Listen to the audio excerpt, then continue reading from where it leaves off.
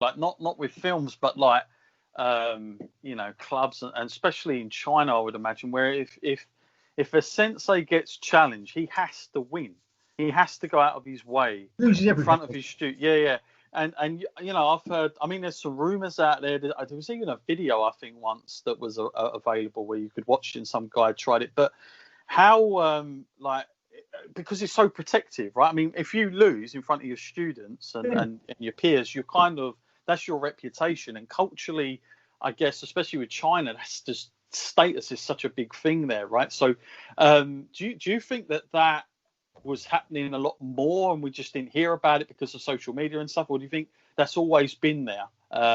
These idiots coming off the street think, oh, I can take this guy, or I know this, I know that. But do you think those instances happened a lot, or do we just hear about it more so now, where it's just sort of circulated Chinese whispers and goodness knows what else? I like the Chinese whispers. Yeah.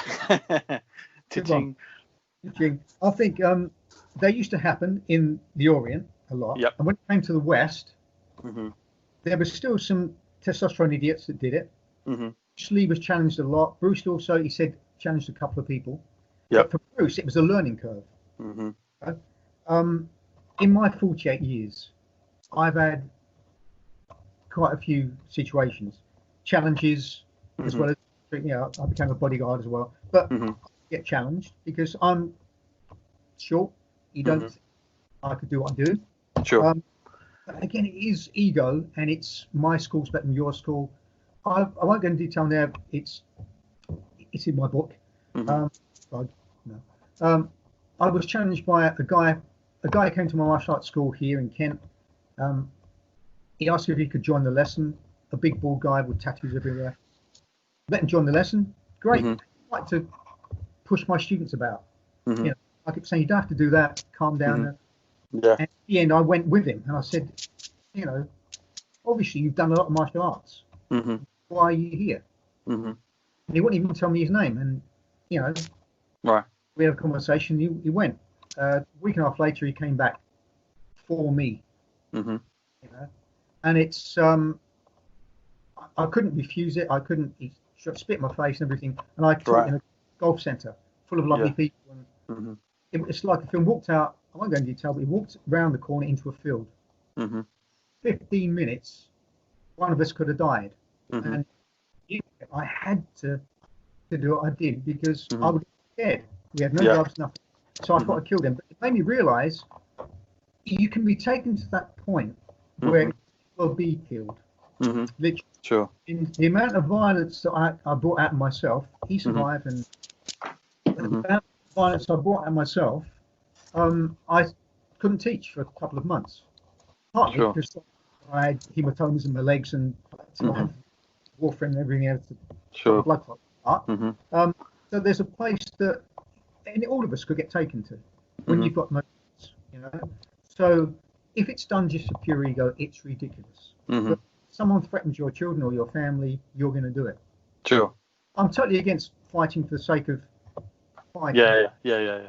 But when you can't walk away, you've got to be able to be the one that walks away afterwards. Yeah. So it's all very lovely spat peace and love, but there's a time. Yeah, I mean, I think I agree. I think that although the kind of temptation for everybody is, well, you don't want to get into any violent things. Sometimes, there are people on opposite you that do not have that mentality. They just don't have it. So although, yes, all right, let's try and diffuse it by maybe talking and whatnot, sometimes there's only black and white with some people. Absolutely. And you know what? You have to almost give, I guess what they're going to give to you, because otherwise, where's that? What I mean? You're just going to get destroyed, right? And I kind of really see where you're coming from, because I think it's too easy to sometimes say, well, violence, if you do it back, it's the same kind of thing. But I guarantee if you settle it up there and then, they're not going to come back again, and they're certainly going to think twice doing it to somebody else down the road. You know what I mean? We wouldn't stamp on someone's face or put a glass in someone's face. Sure, but they will. Yeah. So one of the biggest lessons I have to teach my students, they're all lovely people. You trust them with your life, like you look after. Sure. I do life coaching. I've got people that I teach a blind girl, and I've got disabled people, but there's going to be a side that would push over a blind person and laugh at the disabled. We would never do it. But there is a dark side out there that you've got to be strong enough, because unless good is very, very good, evil, you know. Yeah, no, I get you.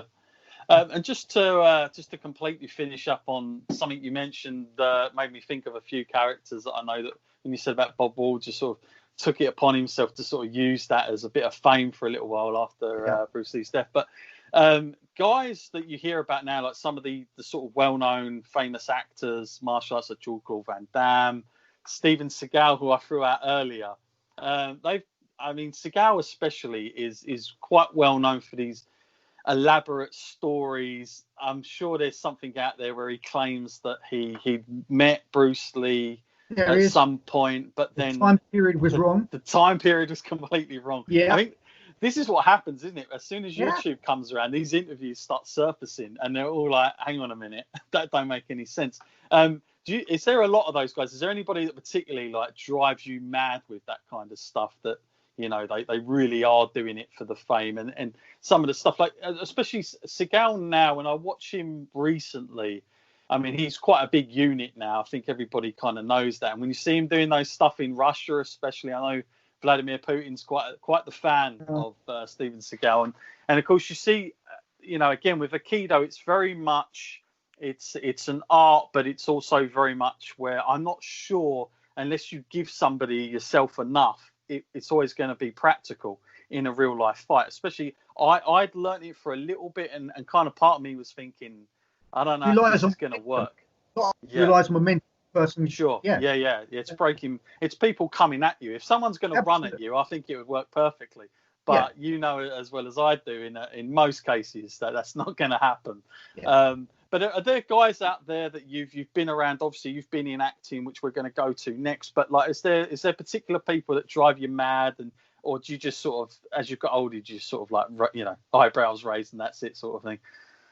Well, there's a lot of ego in every kind. The film industry, there's tons of ego. Yeah, I was going to say. Yeah, if I had to say anyone, I think, as you've already said, Steven Seagal is the one that burns. Not surprised. He had a run-in with Gene LeBell. You heard about that? Yes, yeah. And is that where Gene LeBell describes it as, because for anybody that doesn't know as well, Gene LeBell, massive in Judo, but there's also Ronda Rousey's uncle as well, believe it or not, and she spoke about the story where I believe he'd got him in a hole to the point where yeah, that's right, and Seagal, by all accounts, literally crapped himself, is how he describes it, walking off, because it was that bad. Obviously Seagal's never going to admit to that, but do you think there's a lot of truth to that? I would imagine, because Gene LeBell's not going to say things, but Gene LeBell's one of those guys that Bruce said Gene LeBell was the toughest man in the world, and Bruce, apart from me. Smart. It was Under Siege, wasn't it, on the big boat? That's right. Gene LeBell was a great stuntman. He had his own team of stuntmen, and then Seagal started to smash these stuntmen to pieces. And Gene LeBell said, "You don't need to do that. They can jump rather than you breaking their wrist. They'll go over." And he started mouthing off to Gene LeBell. And there's actually two parts to that altercation. Seagal literally sort of said to Michael, "Oh man, and Gene took him down nicely and got up, and then Seagal tried to kick Gene LeBell as he was walking away. So then Gene LeBell re-engaged and did famous but I love Seagal's early films. I think, and he had some skill, combat skill, and he was married to Kelly LeBrock.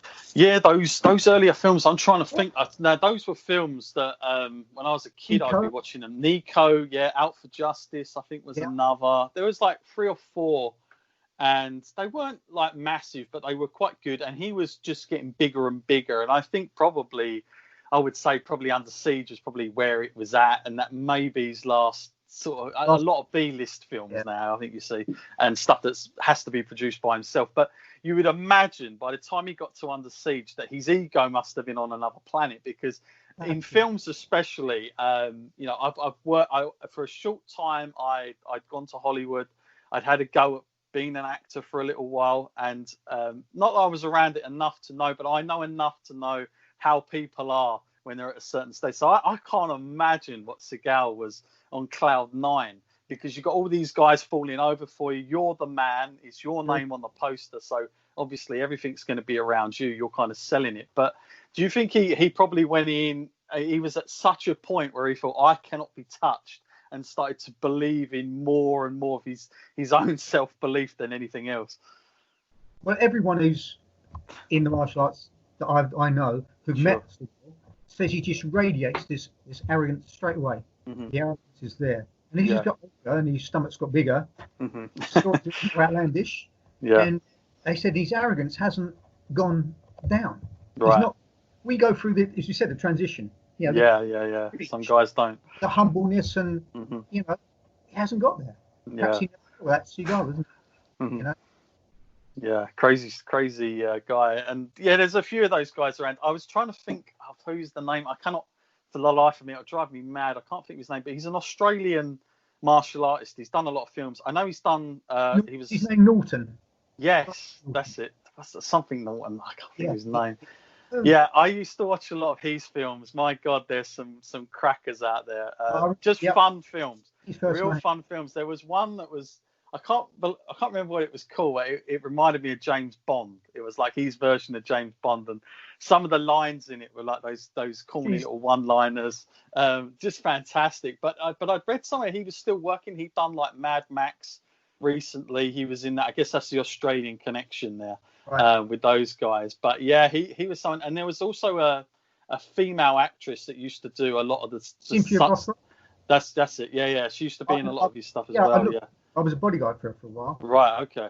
Yeah. That's amazing. Yeah. So those guys are out there. But yeah, you don't hear of them like you do everybody else, but they've got their own niche market for sure. They have, but they're still doing films, but they're not B films. They're CD. Sure.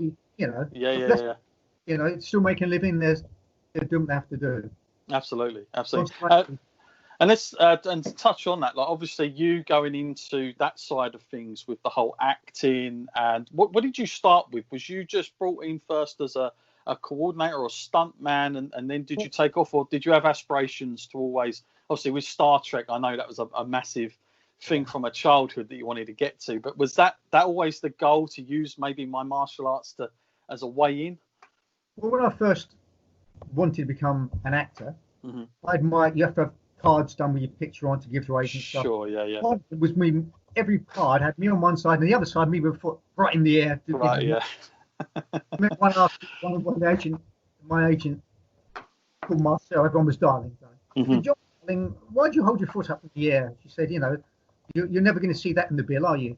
So, so I started off doing extra work while I was studying. I got in the stunt team. I auditioned and I got onto the stunt team. Travelled for 3 years around the country. Earned my equity card. Sorry to butt in there. I've got to ask, how on earth what is the audition process for being a stuntman? I've got to say, like, do they make you do things there and then, or are they just asking that they look at your resume, or has it got to be a thing where they can see it for themselves? Well, it's not like a professional stuntman, because you have to have different disciplines to get in the stunt unit. This was a stunt team. Right. I saw an advert in a martial arts magazine with, do you want to be a martial arts stuntman? Right. Yeah. Wow, yeah, I do. And I thought, I need to get an equity. In those days, you needed an equity card. So that was my way in. And I'd 2 months before I went on for these stunt course tests, I dislocated my ankle so badly, the bone came through the side of it. Horrendous. Damn, yeah. But so I had to bring another side to me. There was everyone there trying to be Bruce Lee and doing their stuff. I could move okay, but I tried really ankle support, and I couldn't really do what I brought an acting side and a comedic side to stuff. So I got accepted on the stunt team, but you have to do high falls. They put a gel on your arm. You know, they've got experts there. Yeah. Some high falls into boxes, then airbags. Then you have to see how you react to fire. You have your arm set alight. Then there was a weapons test, sword fencing, all different things like that. Then screen fight choreography. Then we put through a 2-hour session by a lovely